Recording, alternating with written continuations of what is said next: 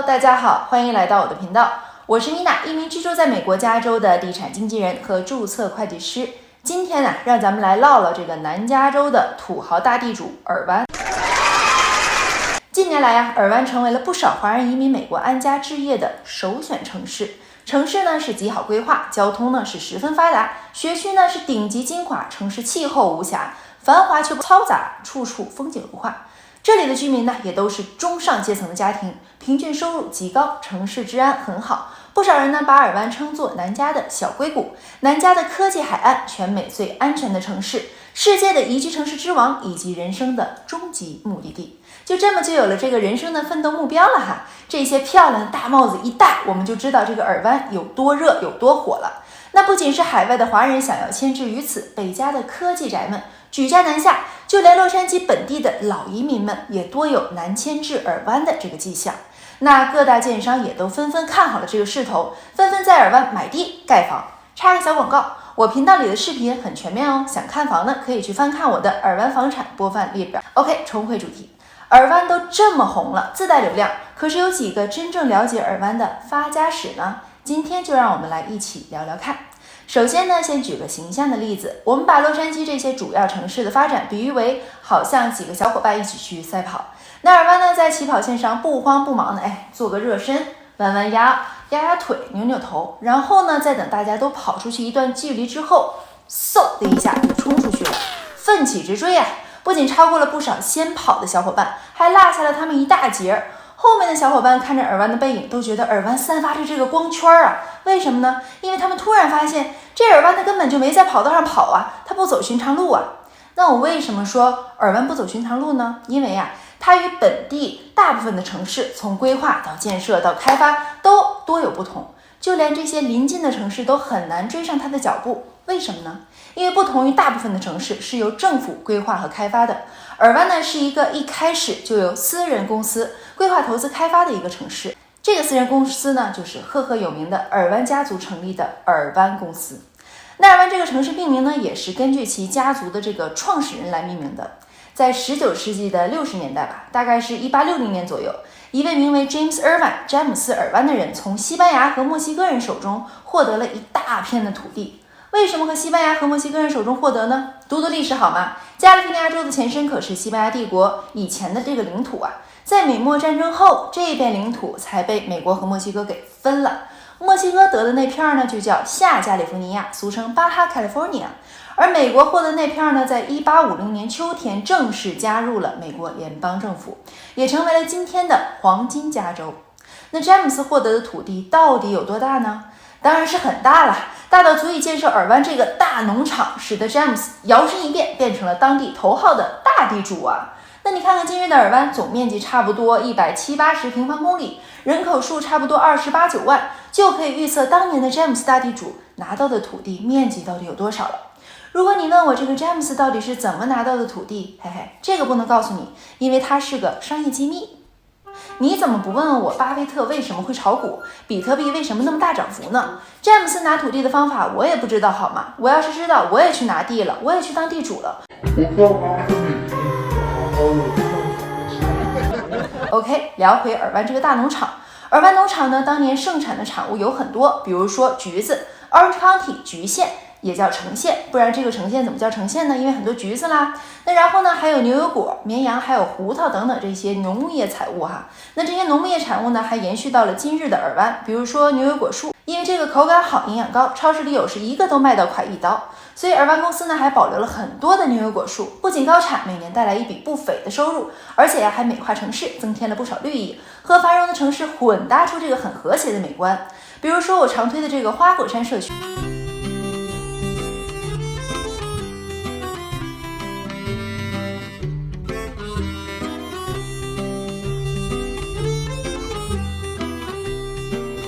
里面就有这近40万株的牛油果树哦，每一棵牛油果树都见证着这个尔湾的暴发户这些年的发家史。那詹姆斯成为大地主后，每天这个好吃好喝的哈，看到他这个大农场，可能还抽着这个大雪茄。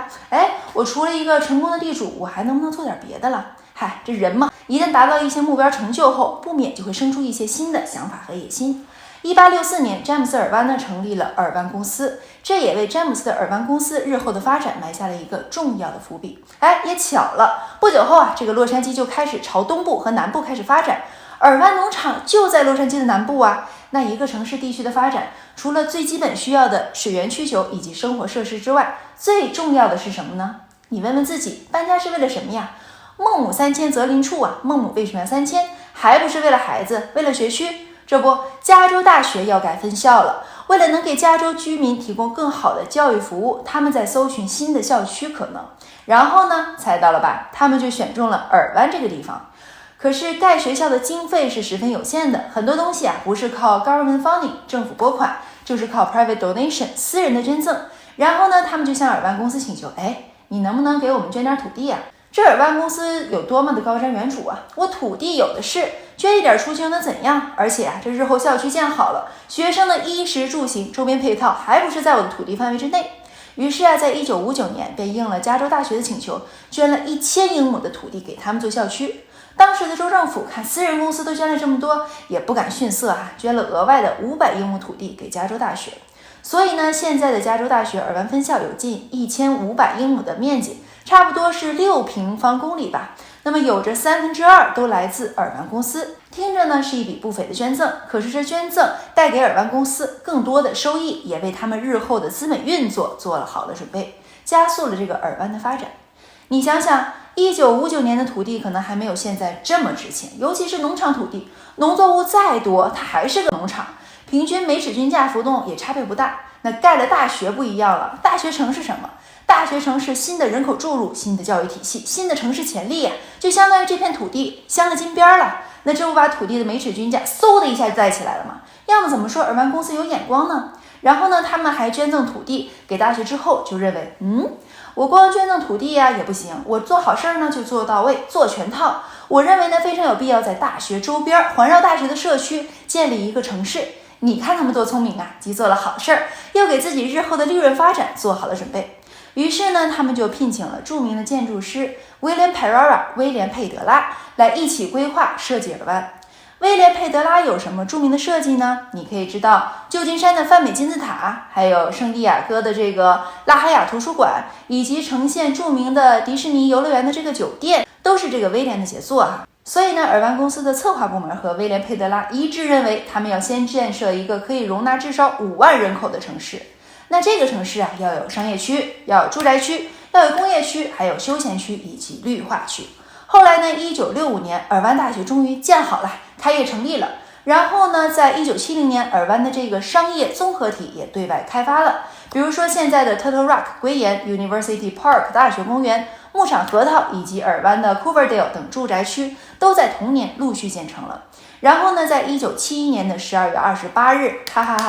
尔湾便正式成立了。所以呢，尔湾的起跑线就非常的高段位，有着日后顶级排名大学做后盾，资金雄厚的尔湾做羽翼，世界一流的设计师做助推，顶级的商圈企业公司做配套，这跑的能不跟光速一样吗？这不，建设后才5-6年，便从一个容纳5万人口的城市，迅速的变成为一个可以容纳50万人口的城市来做准备。而且呢，因为其城市规划非常的考虑这个环保的理念，你看多超前保存了农场近1半以上的开发空间。然后呢，这些开放空间就变成日后的自然保护栖息地公园以及社区空间进步的区域。从尔湾建设到现在不过50年的时间吧，从一个默默无闻的刚起步的小城市，发展成现在这个公共向往的这个一个地方尔湾呢被称作为南加的这个科技海岸，也吸引了很多高科技的公司注入，更被 Money Magazine 金钱杂志评为全美最热门的这个居住的城市。那除了城市规划好、学区优良、居民素质高、商业机会多之外，尔湾的城市安全呢也是一个非常吸引人的地方。尔湾的人口呢，据2021年最新数据统计，亚裔人口占 41.3%， 那白人人口呢占 47.67%， 只有 10% 是其他人口，那其中混血比例呢就占了 5% 左右。早在1995年呢，尔湾就被誉为美国大城市安全调查情况的榜首，在2005年的美国联邦调查局呢也入围第1名。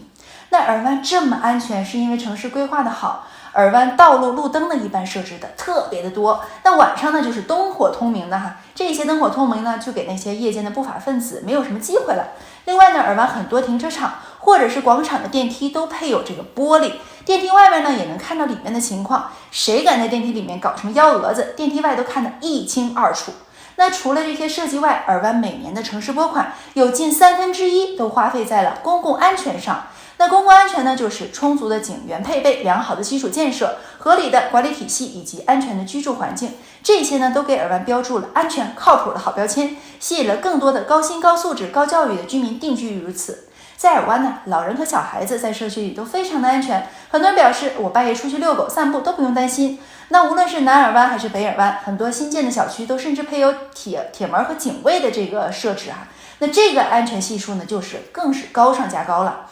你问我哪个小区有铁门？去看看我大尔湾系列视频介绍啊。所以呢，以上这些种种的一切，都给尔湾日后稳定良好的走向奠定了充分的基础，为尔湾房价一路上升阐述了原因，也解释了为什么尔湾公司这个大地主如何摇身一变变成了今日的暴发户。那这个暴发户呢，还握着尔湾最好的土地，一部分土地呢虽卖给其他建商做开发，尔湾公司自己呢也在规划着各种新社区、新楼盘。因为尔湾公司呢在尔湾盖房无数，他们的房屋类型定价以及尔湾公司决策呢，也对尔湾的房市、房价的发展上起到非常大的作用。那除了现在在售的尔湾公司和各种楼盘之外呢，不久的将来还会开设一些新的楼盘和新的社区。如果你对尔湾房产感兴趣的小伙伴呢，可以联系我私聊哦。好了，那么以上呢就是今天的视频。如果你还喜欢这个视频呢，就请点赞、评论加3连哦。如果你还没有订阅关注我的频道，记得订阅关注，并且打开小铃铛推送我的视频消息哦。好了，那感谢你收看我的视频，让我们下期视频再见吧，拜拜。